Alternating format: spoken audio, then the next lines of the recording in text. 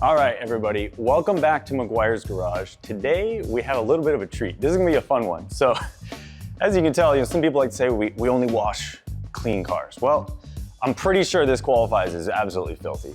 There's actually a really fun story on the background of this car. So, we happen to be next door to Lexus North America's testing facility, one of them. And one of the things that they'll do is take a car and go park it outside under a tree like this one for sometimes several years. And they'll do finish and durability, fit and finish testing. So we got a call from Lexus and it said, hey, test's over. We need this car cleaned up by noon today. So we've got a half of a day to go around this car and get it cleaned up and ready to go. This is actually a brand new car. It only has like 300 miles on it, believe it or not. Kind of breaks my heart to see it like this, but it's just been sitting. We're gonna show you how in a half a day you can safely and effectively clean up a car. So when you're dealing with a vehicle that is this filthy and has big chunks, leaves, sticks, all kinds of stuff like that, the first thing you really wanna do is remove any of those types of larger pieces that could end up scratching the finish, right? So one of the areas that we'll have to address, you can see that like the brand new engine, right? But you have in the cowling area, quite a bit of sticks and leaves and seeds and all kinds of stuff in the tree. You could use a blower to blow that out. You could potentially use a shop vac, but the main idea is get that kind of stuff out of here before you start using a wash mitt or getting water on the car. It's probably the best way to get started. After that, you're really gonna wanna pay attention to all the nooks and crannies. So you can see here, there's like leaves and sticks and debris and things that are gonna get in between the seals. They're gonna be in all the nooks and crannies. So you'll need a little brush and kind of go around and push that stuff out gently after you've done a rinse. So first thing first is, we'll come through and try and push that out with just water, and then you'll come back and do some gently cleaning. But you can really see a lot of this is building up in these cracks. We're really gonna have to get in there with a gentle, soft brush and kind of clean all that stuff out. The other thing you gotta imagine, right, is that since this has been sitting unwashed for so long, a lot of this stuff is gonna embed into the paint. So that's why you're gonna need to use a clay bar so that you can gently remove all that material that's bonded into the paint. That won't necessarily all clean off with just a normal wash mitt, right? The other thing is on the wheels, we've got quite a bit of filth that's in the barrels. So we'll wanna get into the wheel barrels with a long reach type brush and really get that inside cleaned out as well. But the good news is not a lot of brake dust. It's only got 350 miles on the car. On the back, this is gonna be a big area of concern too. You can see anywhere that water would have pooled, that's where all the dirt, every time it rained, it would all pool in these areas. So we'll do our best to rinse this off first before we touch anything. But most likely, some of the light polishing that we'll need to do will be necessary to clean up some etching and things like that that might be in the paint. On the back, in the bright work down here and kind of these areas, again, when you're rinsing, ideally you have a pressure washer for something like this. You really want to get down and hit it from different angles. So you want to push that dirt out. If you just stand up and spray down, you're going to miss the underside of all these different facets and areas of the bright work. So even with glass, and this could be true actually for a daily driver, but especially for something that's had something sit and dwell in the glass for this long, you want to clay the glass as well. Things can actually embed into the glass, and it will make a big difference how water reacts, whether it sticks to it, how it rolls off, and how easy it is to clean your glass, but it'll also change your visibility.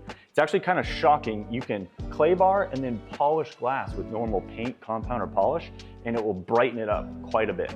Another thing to pay attention to, again, is like around wipers, any of these areas, you're talking about serious amounts of potential to scratch the finish. So we will hit this with a vacuum, potentially a blower, and then a pressure washer before we ever even think about using a wash mitt and contacting the surface.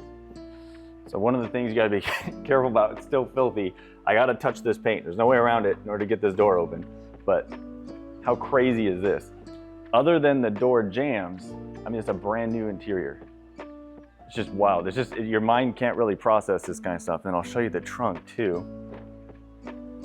Again, filthy outside because it's just been sitting untouched for a couple of years. And then you got the jams loaded with all the stuff that we're also gonna have to blow that out, vacuum that out, pressure wash that out, clean and scrub and all that. But the trunk's like a brand new trunk. Wild. All right, let's get going on this.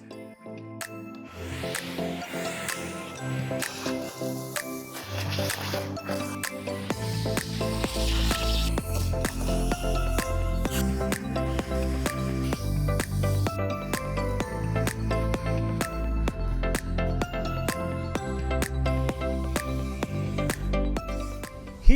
we're pre-rinsing to remove as much dirt and grime as possible from every surface, every nook and every cranny all over the car.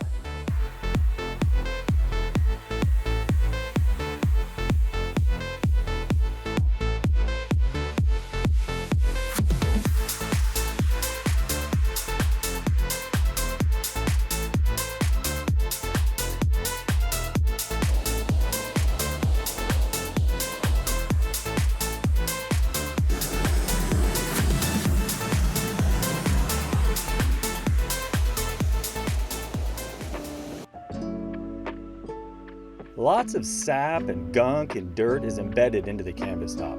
Be sure to pre-rinse first.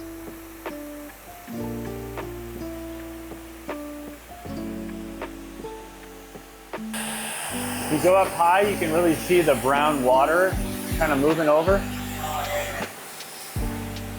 Oh, down on this bottom, watch this dirt. Watch me just sweep that out.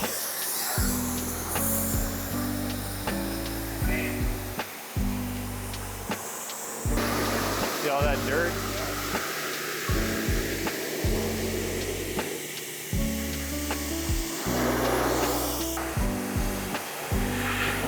Look at that 50-50. Come up and look at the filth. Kind of capture that.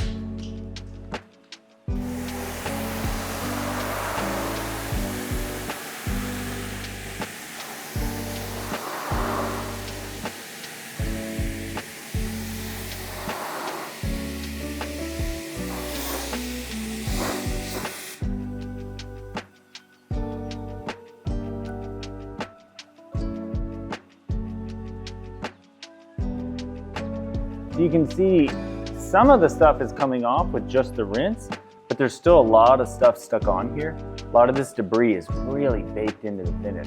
So this stuff we will come back, because this is just initial rinse, right? So once we come back and hit it with some snow foam and let that dwell a little bit, we'll rinse it off one more time, and then we'll snow foam an area at a time and gently agitate that with a mechanical wash mitt to help get that off.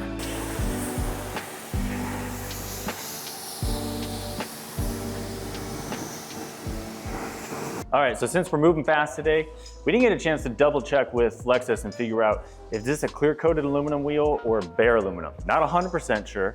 So when in doubt, you wanna go with the safer wheel cleaner. So we're using the aluminum wheel cleaner, which is one of the safest options. Still very effective, but you don't have to worry about it etching or messing it up. And it's also good to know that it is totally safe to use it on painted wheels, again, because it's very gentle. So the painted sections, no problem, that'll be perfectly fine.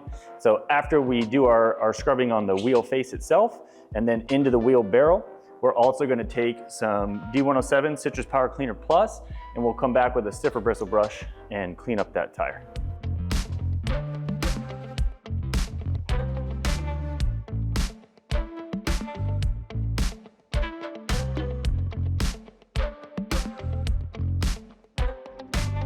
Okay, so we've gone around the vehicle and done the complete rinse, just water, just rinse, getting the heavy debris off, did the vacuum and all that other stuff. We did fully clean the wheels and tires, but you can see as this starts to dry, and we've used spot-free water, so I'm not freaking out about it drying a little bit.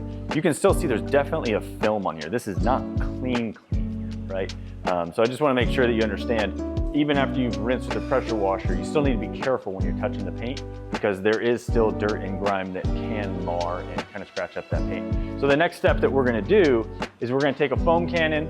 We've got the Watermelon Blast Hyper Wash that just hit the market, mixed up in here already. And we'll foam the whole thing and let it just dwell on there for a couple minutes. And then we're gonna rinse it off. And then we'll come back and just foam a section at a time and hit it with a mitt then, and gently kind of massage and get the rest of that grime off of the surface. After that, we'll then hit the convertible top with kind of a medium bristle brush and some D107 Citrus Power Cleaner Plus.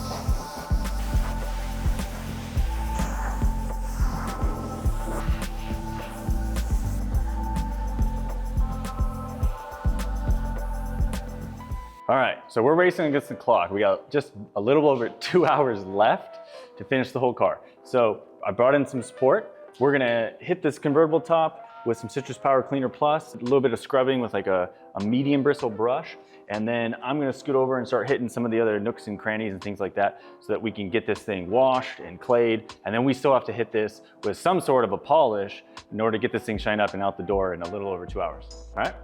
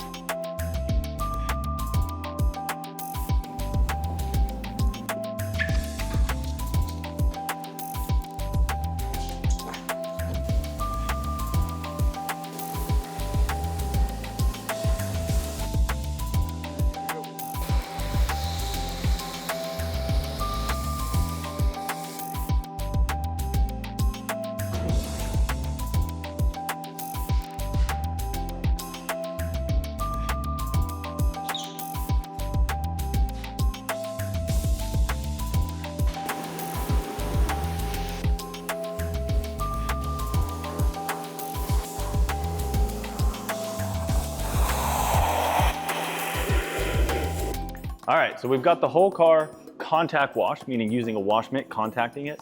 We've rinsed it. This is all spot-free water on the car. You'll notice it's still wet. Don't worry about if it dries, it's spot-free, so it's fine. We're gonna start clay barring the paint because what we noticed is even when you're washing with the wash mitt, it got smoother, but you could literally still feel a drag because there is just so much baked in stuff into the paint. So this is the Consumer Smooth Surface Clay Kit. So this comes with clay bars, it comes with the quick detailer and a towel. And what we're gonna do is we're gonna spray some detailer on there, take out that clay bar and start working that over the surface to pull off all that embedded in contamination before we try and either wax it or polish it or anything like that.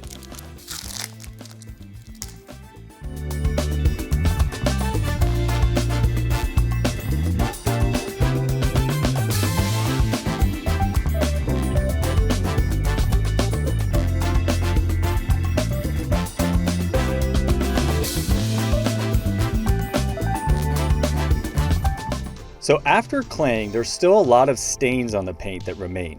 These will need to be removed with something that reaches below the surface, which would be either compound, polish, or an all-in-one cleaner wax. After performing some test spots, we ultimately decided to use a microfiber disc.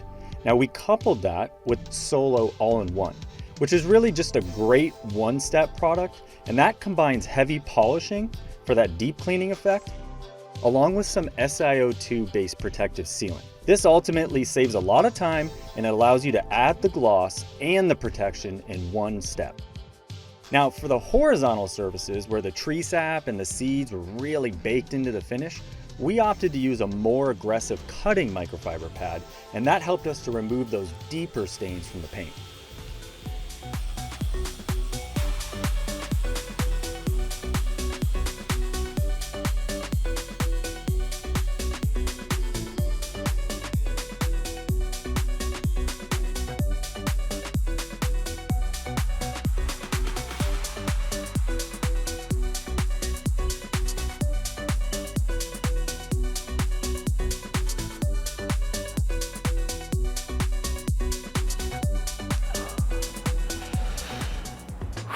All right, I think we made it. We did. Okay, so 11:47. We're just in the nick of time. Got this thing done in under 4 hours. A lot of work to get it done in that much time. When you did a wash, we did clay, we had to test some different things, tried a few different pads. At the end of the day, the M300, the one step, did the trick. We're really excited and happy with how it came out. In a perfect world, would we do a couple, more steps of paint correction if you're gonna make this thing flawless? Sure. But Very happy with what this is looking like. Now, if there was a favorite part about this project that you really enjoyed, be sure to let us know. Or if there's a particular product or maybe a few products that Meguiar's has that you'd like to see highlighted, you'd like to see an exciting new video explaining how to use those products and get the most out of them, let us know in the comments and we'll be sure to come up with some content and answer your questions. Thanks for coming along.